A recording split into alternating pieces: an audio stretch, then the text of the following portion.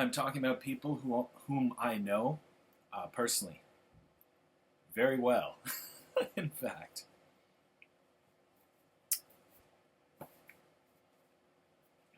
All my life, in fact.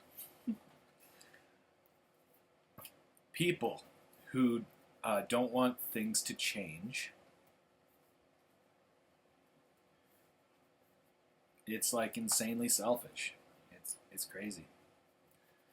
And I'm going to get right into this little story. It's only going to be a minute long, but that's my best friend. But right before I do that, I just want to say,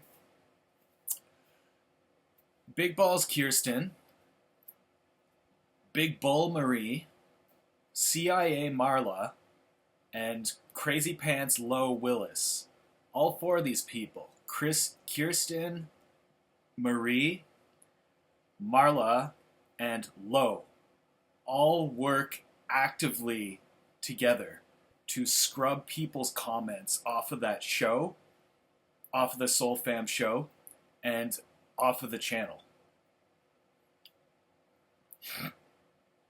They censor true souls all the time.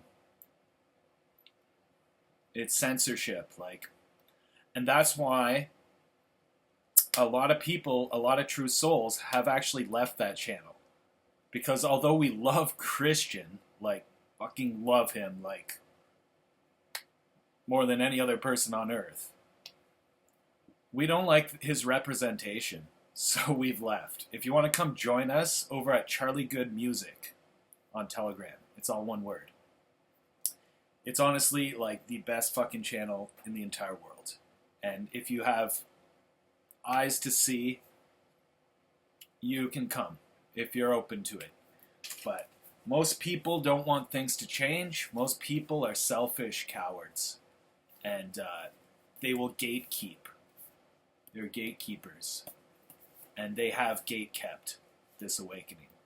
They have gate-kept Christian. They have gate-kept true souls. Yeah.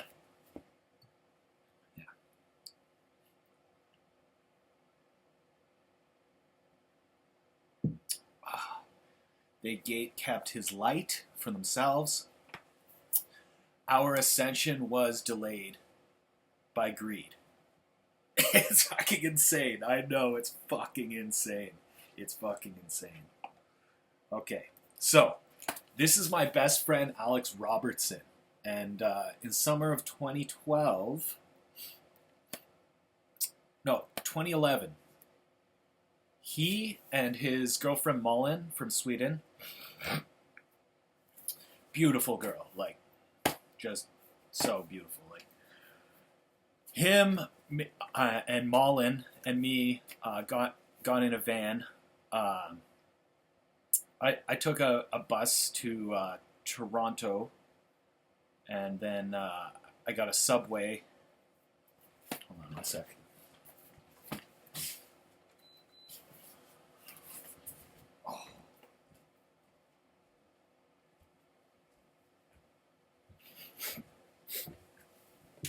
Yeah, I got a bus, and then 5-hour bus, half-hour subway from Scarborough, and met my friend Alex at Yorkdale Mall. And my guitar, my guitar stand, when I got off the subway, I put my guitar up like this in its case, and it fell. And so, normally this wouldn't happen, but just something about the way it fell, the sheer velocity and the impact, snapped the head off my guitar. I was like, damn. Anyway, we went to Alex's place up north, an hour and a half with Toronto, Penetanguishene. It's where the famous mental institution is, which Christian said yesterday on his channel. He said, if you can remember, if you have your memories from your past lives here, they'll put you in a mental institution. That's what the whole point. That was the whole thing about mental institutions.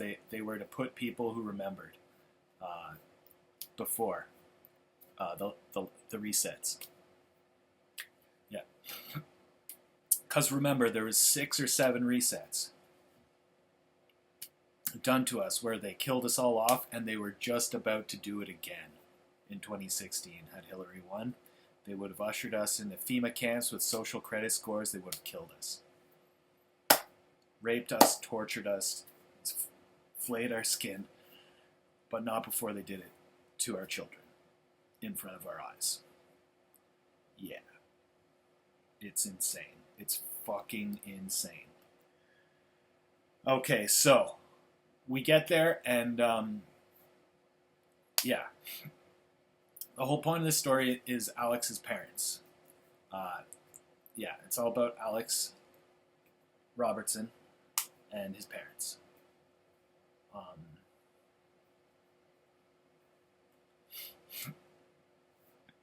Yeah, so we had dinner, and Alex and Malin had a glass of wine. They usually would have a glass of wine. I don't think I had one. And we went back with Alex's dad to his shed after. He used some Gorilla Glue, or some wood glue. That's all you needed. Wood glue and a couple screws. I think one or two screws. And a clamp, like a serious metal clamp, which we kept on. We kept it on my guitar for like 5 days. 4 or 5 days. Through the whole ride, because we went across Canada. It took us like 4 or 5 days to get across. We picked someone up. I think we drove someone across Canada with us. I think it was our 2 friends, Saidie and I forget her name. She had a really nice dog though, and I think we picked them up like halfway, like in Manitoba or something. I don't know where we picked them up, actually.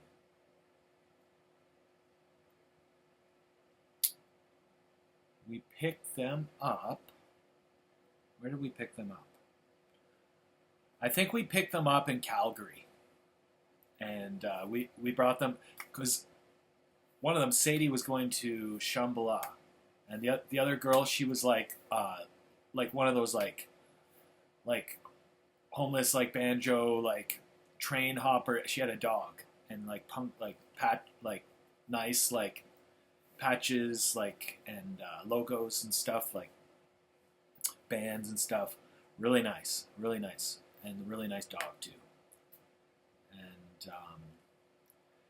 yeah, so we went to Shambhala Music Fest, and then after we were going to spend a month in Van City, and we were going to go to Nevada, down to Black Rock, the city that only appears for a week on the map. And yeah, it was like 70,000 people, like huge city, designed like a clock. It's designed like a clock, all different like roads, like clock, and then it goes out into the desert, and it's like it takes like 3 full hours just to walk across the city. It's huge. There's like in art, like vehicles, like massive like clubs, and it's all free too. Like there's no money involved here. Like you just pay your ticket and then you go. You bring a cup and everywhere you go. Like we had our little plastic cups like attached on a string, like attached to a rubber stretchy elastic, like on my, I remember that, on my pants. And walked around like just absolutely wild, absolutely wild. Like craziest time of my life. I just want to tell this one story though. So yeah, we were driving.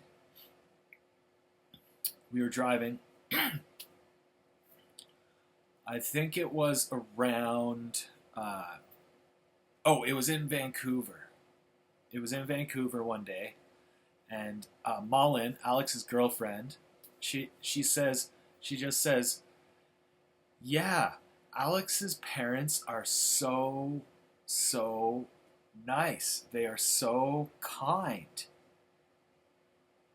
Even bums and shit." is what she says. And me and Alex, like, we just like, we thought it was like the funniest thing for some reason. We're like, bumps and shit. We're like, yeah. So we were laughing about that.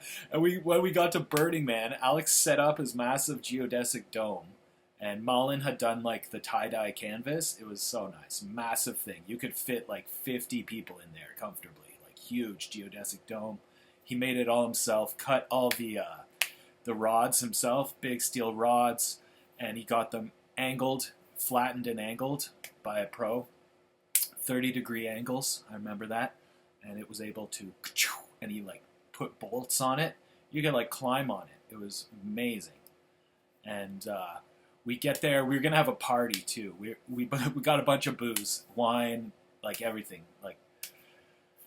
And because we were at the Walmart, and it's like $5 for a bottle of wine. And we're like, oh my god! So we got everything, whiskey, everything, like beer, everything. And we were gonna have a big party, so we got a lot of snacks. And when we get to camp, we're like, what are we gonna call our camp? And I think it was Alex. He's like, or I don't know who it was, but we're like, Camp Bums and shit. So we make like a big like huge sign, and we draw like little stick figures, and one of them's like doing a moon, and it's like Camp Bums and shit. and I've always remembered this. Like me and Alex went out during the week, and like we like really saw what everything was. Like me and Lydia talking today, like it's all about rhythm and flow. I was like, yeah, I trust Christian more than anyone because. He has flow. He has flow, and it's wide, and it's protective, and it's good. And, yeah, it's good. It's, like, very good. And, yeah, so me and Alex, we had so, like, just, like, we had, like, the best night of our lives, like, a few nights in a row. Like, we both taken LSD. We had our party on Wednesday, and we got the snacks, everything like going, and eventually his friends from Australia showed up, and we started playing on the djembes. And Alex is like, we gotta manifest acid. He's like, everyone chants, so we're all chanting acid, acid, and we're doing it for a little bit, and then eventually some guy pokes his head in. And he's like, hey guys, he's like, you guys want some acid? He's like, yeah. He had like a nice like thin like strip like that big. He cut it into 7 pieces, and like it was powerful. Kept me up 2 days. Like, and me and Alex, we were like there. I remember we were like together like on our little bikes like, and we're circling this massive statue of this woman who was like the most beautiful, like feminine, like thing I've ever seen. And she was like 78, 90 foot tall, like more, like huge, like over 100-foot woman, like in this beautiful statue they made. It was made with, it must have been like 3D, like some kind of carbon fiber, like 3D printing pieces, because you could see, the form was like perfect. She was in the middle of like a dance move. She was in the middle of a dance. It represents the dance of life. The dance of life. It's all about rhythm and flow, is what Lydia said today. She said, you, Charlie, you understand rhythm and flow. You're not like the rest who are just like jive. She's like, they're just jiving. She's like, you understand rhythm and flow. Oh, yeah. Thank you, Lydia.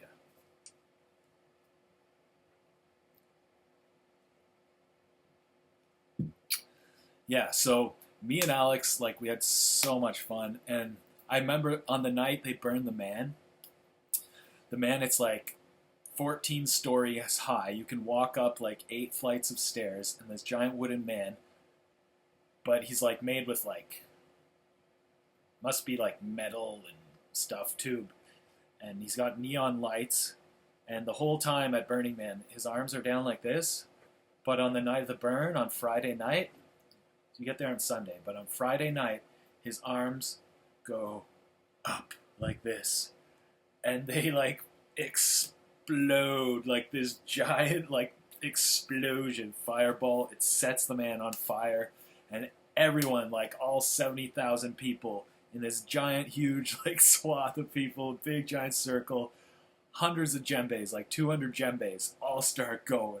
And people just make their way into the circle, and they start doing like fire stuff, and like everyone just like going crazy. But that night, on that night, I remember Alex turning to me, and he had like, oh, like such good energy, and he just looks at me. He's like imagine like in like 20 years, like me and you are back here, and we got like our like beautiful furs and stuff, because everyone would wear like these furs and stuff. It was like elite, like, and he's like, we got all our nice like huge like really nice like furs and stuff, and we're just kind of look at each other, and we're like, and it's like Camp Bums and shit, and there's like thousands of people, and me and you are there, and we're like, yeah, we're like